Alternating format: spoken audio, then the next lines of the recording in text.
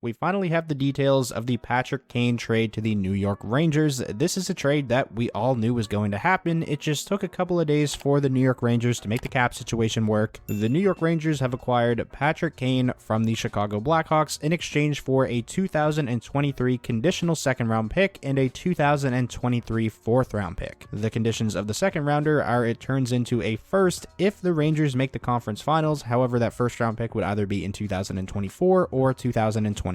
And as we already knew, the Chicago Blackhawks are retaining 50% of Patrick Kane's $10.5 million cap hit, and there's also a third team involved that will be retaining 25% of Kane's cap hit. We just haven't heard word on who that third team is just yet. If I had to guess, that third team involved will likely be acquiring something like a third or a fourth round pick for their efforts. So Patrick Kane is officially a New York Ranger, and man, talk about bolstering your top six on top of Vladimir Tarasenko. They now have Patty Kane. What is Patrick Kane bringing to New York? As we all know, Patrick Kane has had a down year up until this point with the Chicago Blackhawks, but a down year for Patrick Kane is still 45 points in 54 games. He's still an elite playmaker, makes his line mates that much more dangerous, and a very fun aspect of this trade is the fact that it will be reuniting Patrick Kane with Artemi Panarin. Obviously, those two had some unbelievable chemistry together when Panarin was playing in Chicago. You have to imagine that is where Patrick Kane will start out, playing on a line with Artemi Panarin. And man, after this trade,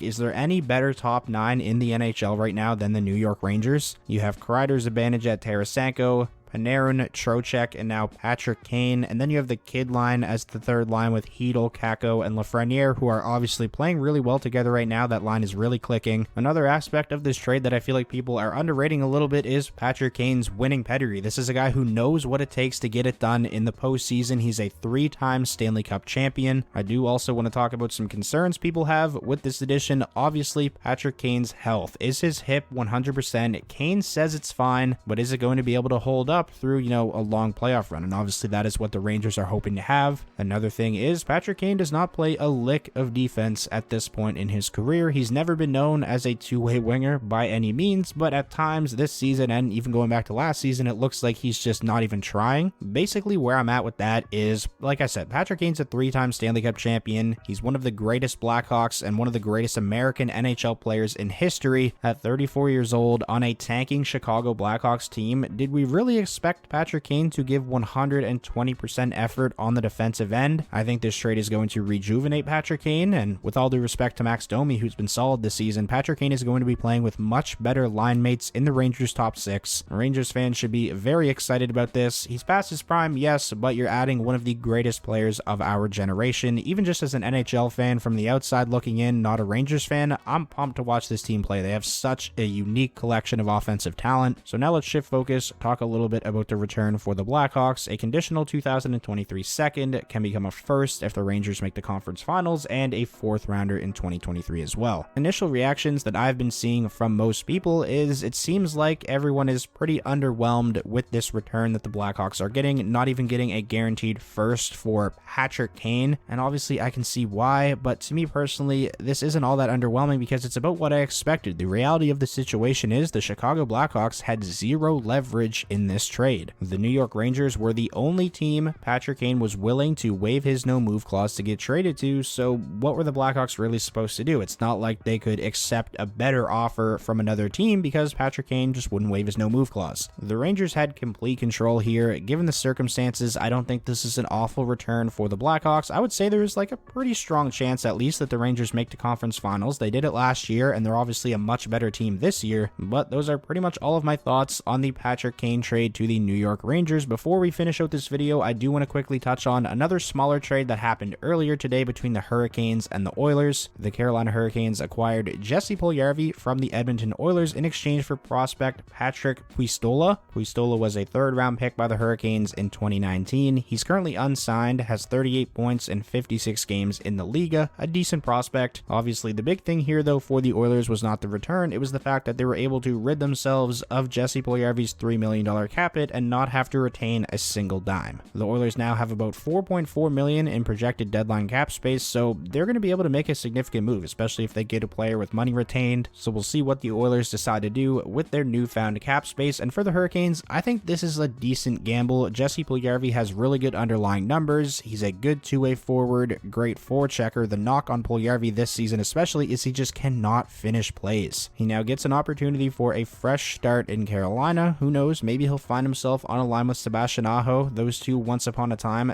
dominated the World Juniors together, but at the very least, even if Puljujarvi can't find his scoring touch in Carolina, he is a really good, forechecking defensive bottom six forward. You stick him on a line with Jesperi Kotkaniemi and you have yourself a very good shutdown line. So like I said, I think this is a worthwhile gamble for the Carolina Hurricanes. Even after making this deal, it doesn't take them off the, trade market. They can still be active and try to improve their team. I think after this, they still have about $7 million in deadline cap space thanks to the long-term injured reserve. So we'll see if the Canes make any other moves, but overall, this is a trade that I think makes a lot of sense for both teams. But that is going to wrap up this video, giving you guys my thoughts on the Patrick Kane trade to New York and the Jesse Puljujarvi trade to Carolina. As always, I want to know your guys' thoughts, especially if you're a fan of either team involved or any of the teams involved in either of these trades. Be sure to leave all your thoughts down below in the comments. If you guys enjoyed this video and you're excited for more trade breakdowns leading up to the deadline, then be sure to leave it a like. That's the best way to show your support. And most importantly, if this was your first time checking out the channel and you want more NHL content just like this, be sure to hit that subscribe button, and I will talk to you all soon.